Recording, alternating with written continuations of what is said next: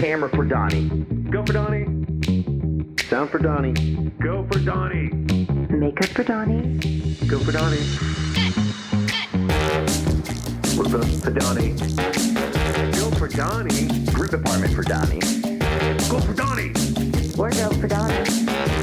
Go for Donnie. Talk for Donnie. Go for Donnie. Tuck, holy shit balls, man. It's so good to see you. I haven't seen you in like 12, 14, 10, 20, something like that years. At least a decade, for sure.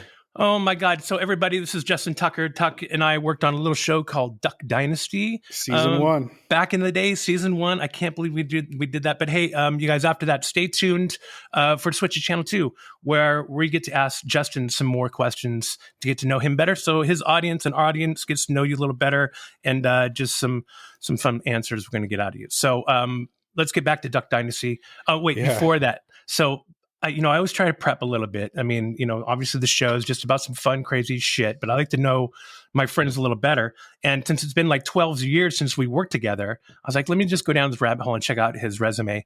And I got all the way back before we worked together on a little show called Little Chocolatiers. Oh, yeah. Yeah, that was my Relativity. God. Yeah. It's so funny because now there's the running joke with us because we were working at TLC the same time as Little Chocolatiers was happening. The Little Channel. Discovery Studios up on La Cienega there.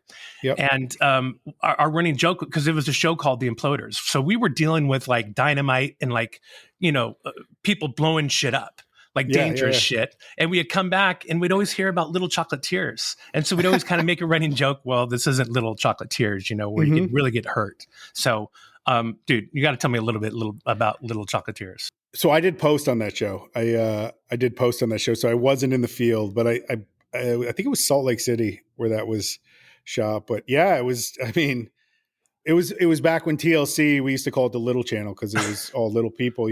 Like all their shows were based around that, and not all, but a good portion of those. And I mean, it was a fun show. It was heavy process, making show, but also seeing them, be successful in their, in the candy world. But yeah, it was like real life Oompa Loompas. I know how politically correct that is, but I know. But that's kind of back when you could do that in reality. I don't know that you could do that now. You probably couldn't get away with that. But isn't it weird how we go through like these, I don't want to say fades, fads, genres, like periods of like what's really, really hot and then it goes away. Yeah. Kind of like the little chocolatiers and little people doing random things. Like, there were a lot of shows. Absolutely. And I mean, even like what you brought up first is Duck. Like, how many shows did you work on after we did that said, we want it like Duck? Yep. You know what I mean? And it's like, well, you're never going to make that show with anybody else, so that was the big mistake, I think, on the network's part to try to recreate that. Since you brought it up, Duck, let's talk a little Duck. I mean, that was the first season. I mean, I don't think if I came in, I think I replaced someone, or I came in a little late. It was right after kind of we, if I'm saying this right, you guys shot some stuff and then kind of retooled some things and came back to reshoot it. And I think that came back during the reshooting portion of season 1. Yeah, season 1 was, a lot of growing pains in a first season show. Obviously, we were trying to find our groove and that, and really make it the comedy that it was supposed to be. And, with a lot of help from, the whole team was great. Whoever was there, whenever they were there, everybody was great. And, huge support from LA with like Mike O'Dare and Colin, the editor, and it just really making it. But yeah, we were going through some growing pains in the first season and really trying to find its niche. But then I think when you came in, we had kind of retooled we had a new focus, I think, for it. And you came in and I mean, it was a lot of fun. That show was one of my favorite shows that we ever did. So, were you there the day that, cause there's a lot of explosions in that show and they weren't exactly, to safety specifications. Well, at least on paper they were. Yeah. And, were you the day the network was on set and we were going to blow up that beaver dam? Yes. Like it was in the script to blow up the beaver dam. Yep. And, so the network's on set and, our safety people are there, our pyro guys there, and this beaver dam was like 150, 200 feet long, and we were going to, in the script, it said blow it to smithereens. So that's a big explosion. So our pyro guy, I think he was missing fingers, and he's from Louisiana. We got him at local guy. We got him at the Big Five down the street. Just a local guy. He reminded me of the guy from Tropic Thunder. Danny McBride's character. Yes, Danny McBride's character. Yeah, like missing an ear, no fingers. So that's all hyperbole, but I don't know that that's true. But he reminded me of that. So, anyways, So the network's there, their first day on set, they hadn't been out yet. So they're there, and we're going to showcase this huge explosion and this great beat in the show that we're going to do where, Cy and Phil, the only way to get rid of a beaver dam is to blow it to smithereens.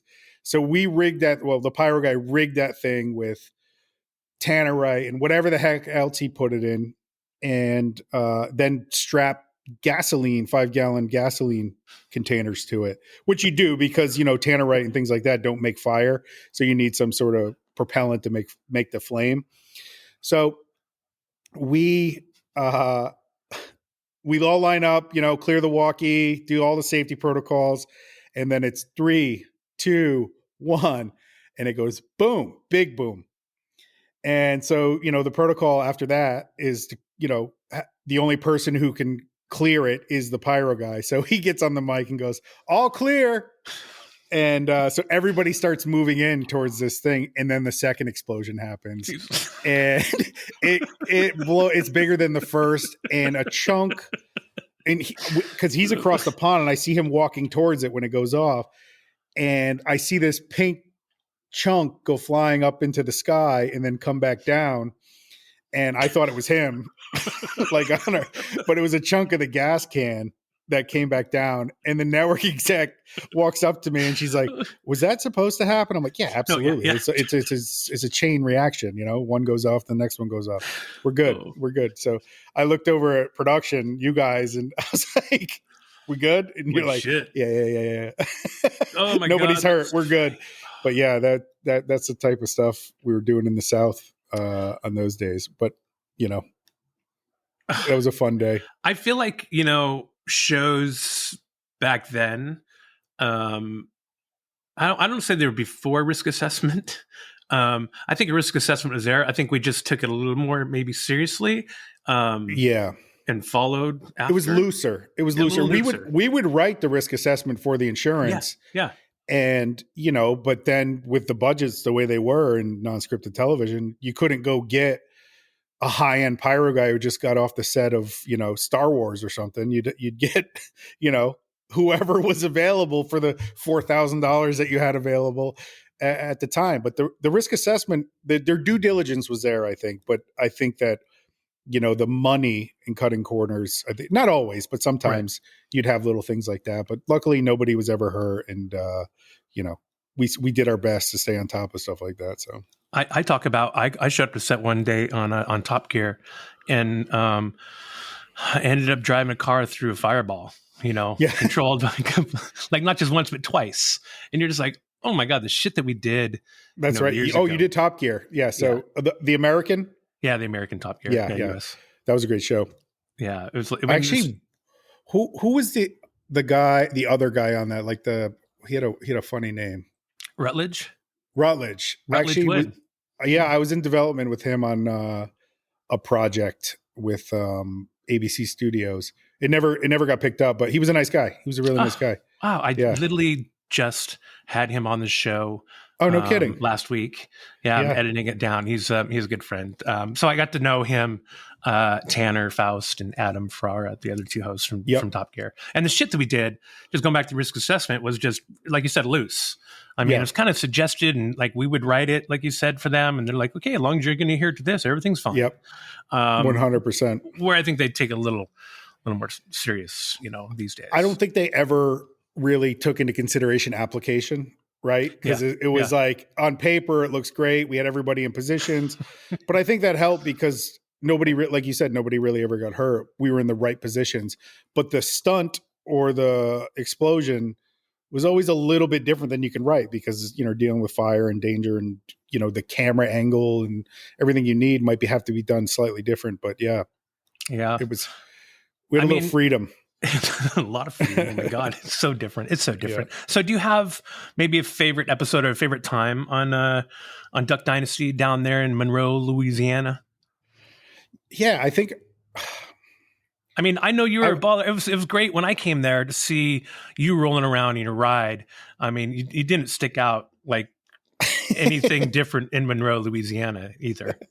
Yeah, right. The production company wanted me to bring that down to put it, because that was in the first season, that was part of kind of the finding that show's voice and what they were. And, it went, the network, was wanting to find it too. So there was different iterations of like, we want them to be super like bougie in the swamp, like a Kardashians down there. So they want them to drive, G-Wagons and Maseratis and things like that. So I had a car, so I shipped it down there for them to use. So yeah, like you said, it stuck out like a sore thumb. But I think what we all realized really quickly is, a rich redneck drives a jacked up truck, right? He puts $100,000 into a pickup truck, not into a G-Wagon, not into buying a car like that. So that's how, and I think the people down there kind of knew, but, I think it was a learning, you have powers that be. And when you're doing any show, so they have a vision of what, the buyers have a vision of what they want. So you try it. And I think those were part of the growing pains, but, we definitely found it, when Willie pulls in with his Skyjacker, Chevy with flames painted on the side, like that's rich to them, That's making it right there. So there's flames, some chrome on the back. Exactly. Oh my gosh. The old Inland Empire. That's like the Inland Empire out in LA. You can't find a truck without a lift kit. So do you have a favorite, I don't know if you want to say castmate or a favorite, Robertson? Yeah. A favorite Robertson. I really clicked with Jace. Jace and I were super tight. I love them all. Phil, Willie, all the women, everyone was great. But Jace and I, and Cy too. Cy, we really clicked. And, helping Jace find his funny was always fun. Because Jace was down. Jace would question things, but he was always down to try something. And we on set would do little things with Jace to make him a little funnier. And, in the script, or outline, we would say Jace enters Willie's office because he had built his office on the other side and Willie didn't know. So we ran the scene and it was all right. But then doing little things like, hey, Jace, hold this mini cupcake while you do it, and giving him a little miniature cupcake with pink frosting. And he just walks in eating it going, hey, Willie, just like this big burly guy with a little cupcake. But he was down. And I think and then Jay started really trusting myself and, the team's intuition on how to elevate them without making them look stupid, and Jace really liked that. So Jace and I really click. We still talk all the time. So that's so cool. Well, not all the time, but no, yeah. You just mentioned something that I tie into the reason why. Well, it's kind of sort of a reason. It goes back to camaraderie. It goes back to trust, and getting the trust out of the people you're working with, whether that be the talent you're working with or other crew members that are working with or for you, is gaining that trust and them trusting you and you trusting them back, and that's cohesion. And it's really cool to see that come together because obviously you can see it on camera, and it made a difference on the stuff that, you were able to get, the Robertsons to do for the show. Yeah. I mean, the history wrote itself with that show. I mean, the show became, it was competing with The Walking Dead, I think in like season 5 or something like that. Yeah. For, for the top spot of the night. So, it became what it became. And then, obviously it had its hiccups along the way, with controversy, but they're good people and they're a really great family and never let that, get to them. It's coming back though. Duck's coming back. I don't know. Is it really? Mm-hmm. Nice. I know they have some podcasts. I know they've been, doing some things, right? Yep. Like keeping out there. Yep. Yeah. No, A&E got picked up some more. So it's with the, I can't really get too much into it, but it's with with a few other family members and so that's cool. I mean, everything does have a shelf life, and it seems like things can come back, and they are successful when they come back. And I mean, right now is the time, especially right now. Yeah, I think it's not going to buy anything now, new. Right? I mean, shit. Networks are losing their minds right now. It's the Wild West out there for network execs and networks themselves. I mean, they're hemorrhaging money. YouTube holds 72% of ad share across the entire industry. So what they used to have for budgets are depleting, right? Right. 72% of all content consumption is held by YouTube right now. Holy cow. The younger generations only watch YouTube. I don't know if you have any kids, but my daughter, all she watches is YouTube. And, it's really, really in streamers, streamers themselves. I have a YouTube channel that I do, and, we had a great first year, and now we're getting an influx of money into it from investors, but we had to do this like market research for the investors. And there's a heat map that exists that we built of ad dollars and where it's going. And, it's represented by not a pie chart, but like circle swells. And, the share that, Microsoft, YouTube, NVIDIA, and, some of the other big tech companies of the revenue that they're generating from ads compared to the micro dots of what we knew as, the stakeholders of our industry. Right. It's unbelievable. Every time you see an ad on YouTube, it's $1 away from the, it's $1 away from the cable channels that we in the big three too, that we used to work for. So that's why you don't see a lot of green lights. Wow, it's nuts. And I always say that where, these kids, they don't know where network TV is. They don't know NBC, ABC. There's nothing for them to watch other than maybe sport, but even sport. I mean, they have the YouTube TV if they're going to have any kind of TV whatsoever. So YouTube's definitely the way of the future. So I'm glad that I saw the writing on the wall last year and started a YouTube channel. Maybe it's just a couple of podcasts and some content, but hopefully, congrats like to you to have wave. that foresight. Thank you. Because it's there's still obviously production going on, and there always will be, because there's an insatiable need for content everywhere. So something's going to, there's going to be a new medium that we all work in, because we're all working professionals and we know how things are done. But seeing that early, like I was saying right before we had gotten started, I had 6 years ago, I had started a YouTube channel, multiple YouTube channels for podcasting. And, podcasting, it's great.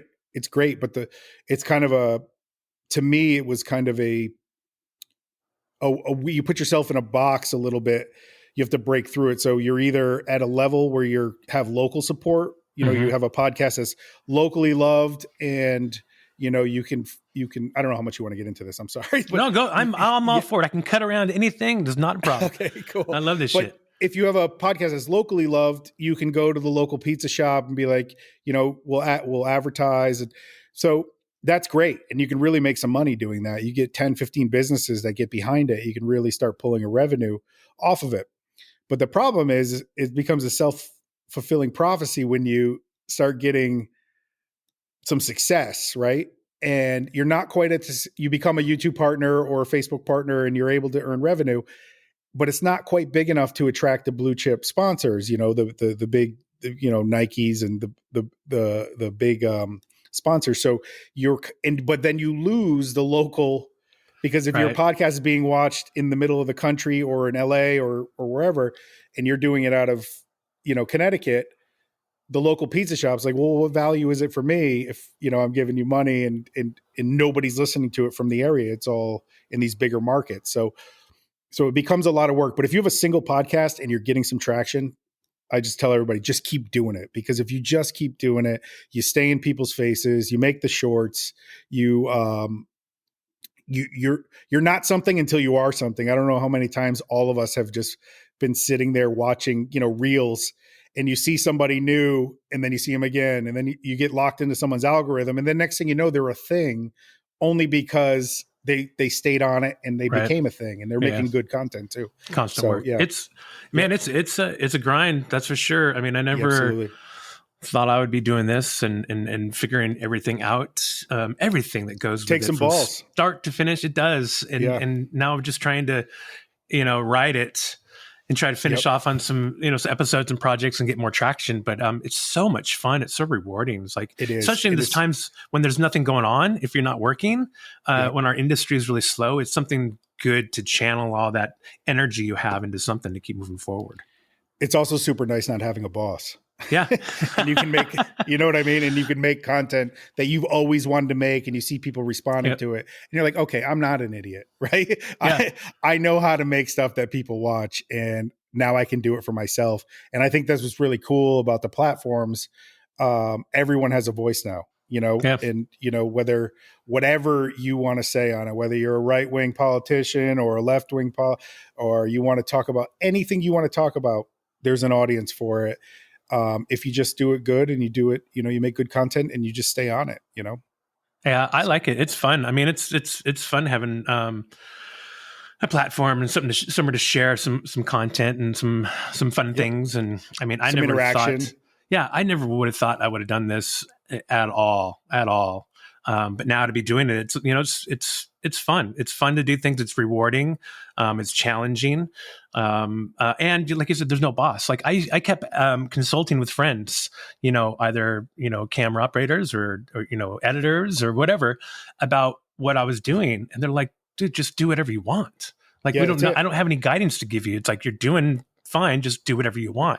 And so I stopped asking. And you also know it. I think the concept of your podcast is something you've known for 20 years. You know what I mean? Yeah. So it's really easy to talk about, you're not doing baking recipes and things like that where you have to learn that too.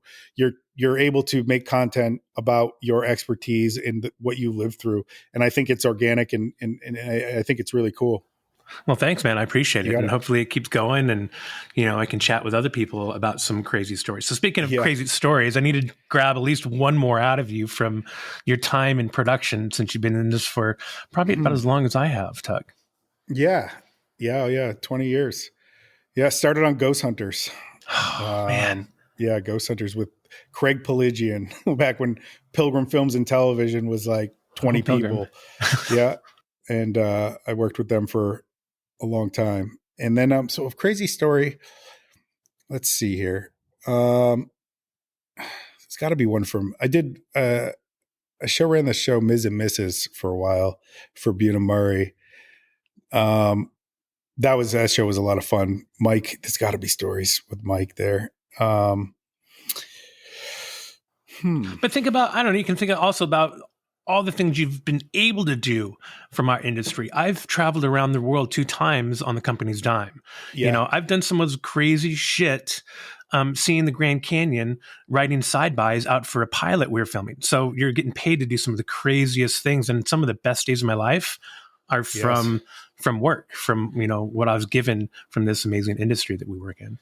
Same here. I actually did a show for Pilgrim called In Harm's Way, and it was about the 10 most dangerous jobs around the world, right? Wow. So it was basically, Craig, being the genius that he is, he basically sold 10 pilots.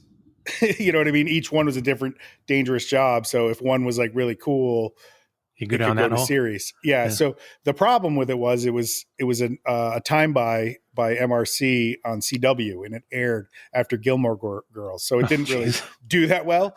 But yeah, on that show, we dug landmines in Cambodia by hand. I say we, the talent did.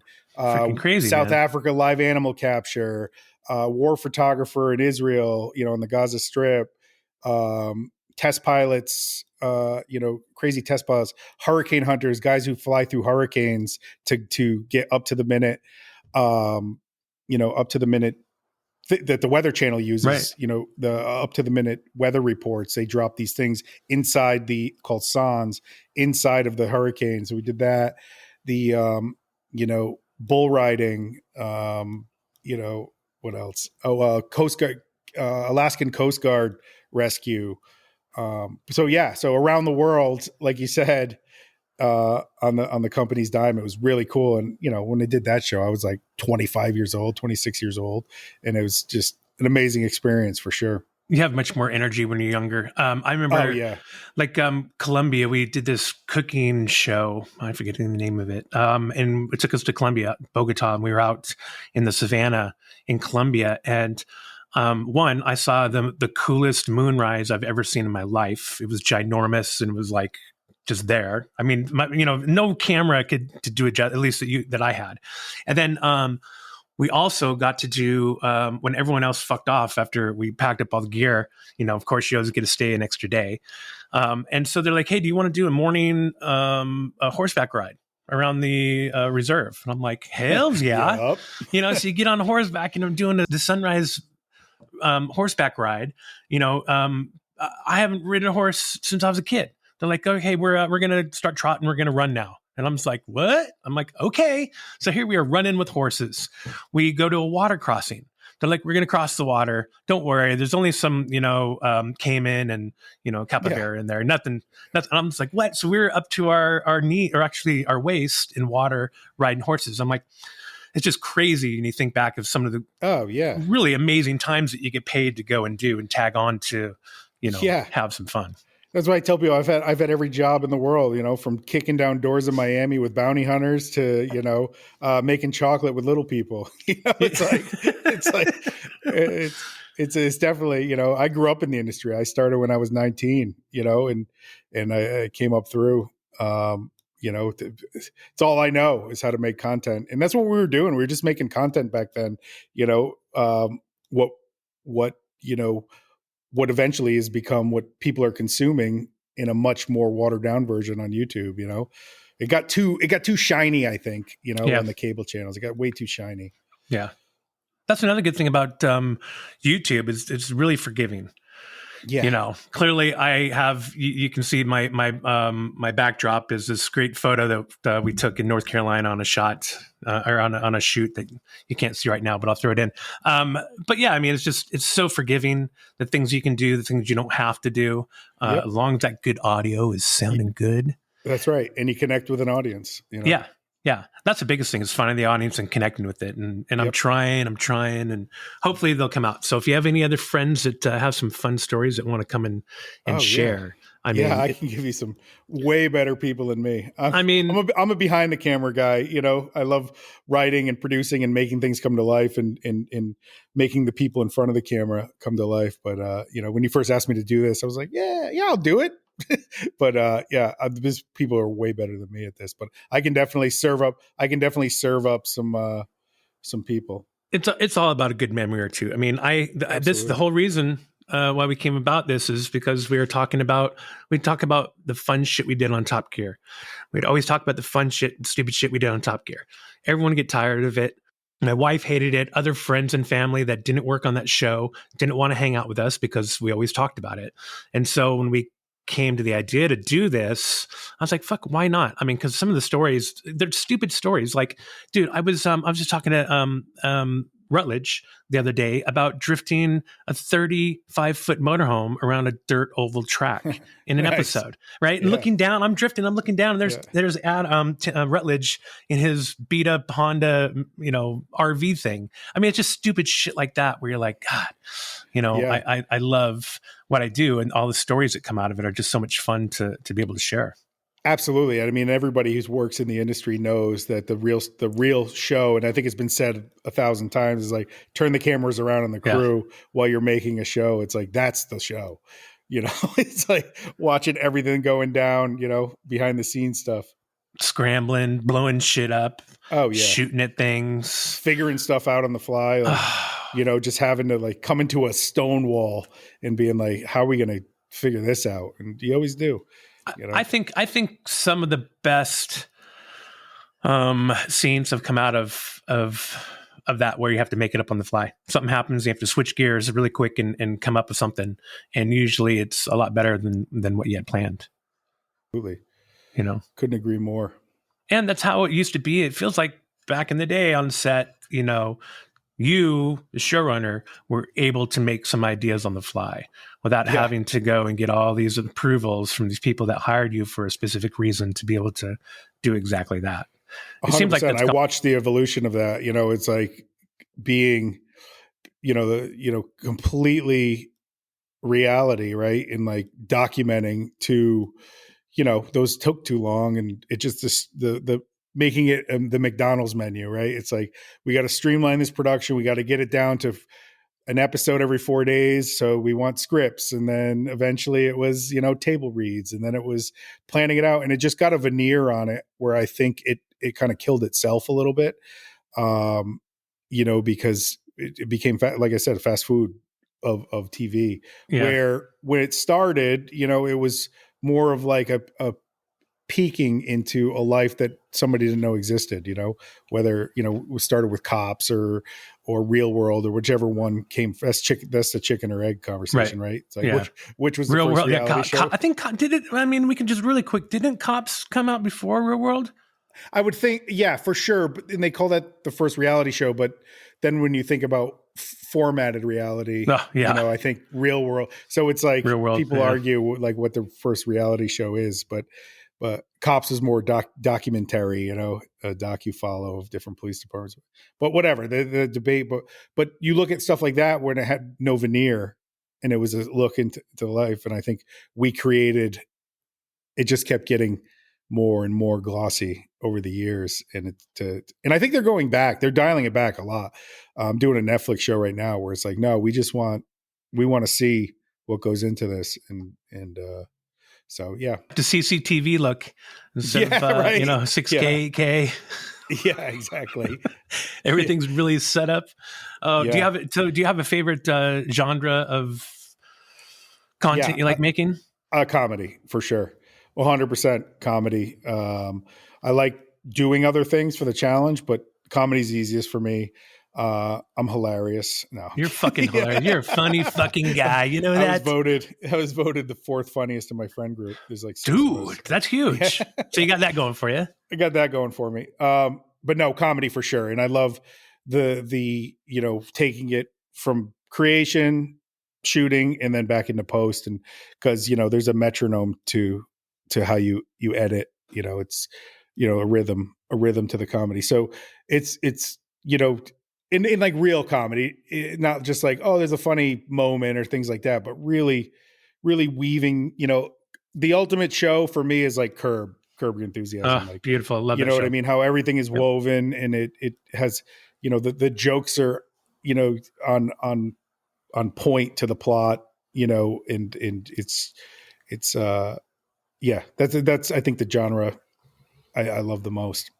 God, I wish I was that intelligent to write something like that. I wish I was that fast, so smart, like quick to have that forethought of like, think about this coffee cup. How can we make and arc this, back to this coffee cup and make this whole show? Yeah.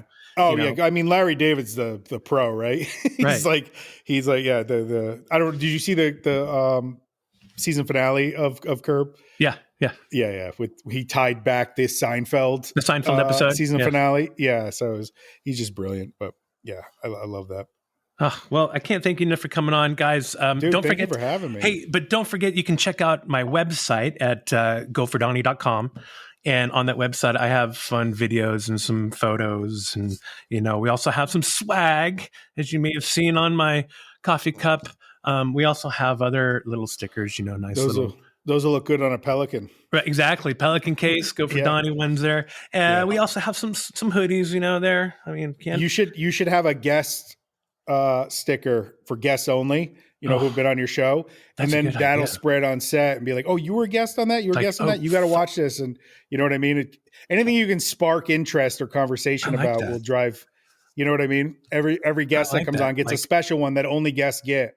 You know what I mean? I'm trying to think how can I make it different? How can I already make it different? All right. I'm going to have to, I'm going to have smoke on that. But you can also get hats too. There's some, oh, cool. Fancy little, we're so fancy. We're so fancy at Go for Donnie. Swagging it up. And this is also not just an audio podcast Tucker. This is also a video podcast, so I do have a channel on YouTube. Great. It's at Go for Donnie, where you can check out that, and Switch Channel 2, which is coming up next, where we're going to get to ask Tuck some more questions to get to I'll know him subscribe right now. a little better. So, Tuck, I can't thank you enough, man. Just remember what my mother-in-law always says. She says, hashtag HTFU. HTFU, Tuck. Can't thank you enough, man. Thanks, dude. Dude, thank you for having me. I appreciate it. All right, dude. Take it easy. See ya. Production for Donnie. Go for Donnie. Locations for Donnie. Go for Donnie. Habitat for Donnie. Go for Donnie. Hey, Donnie, what the hell are they doing?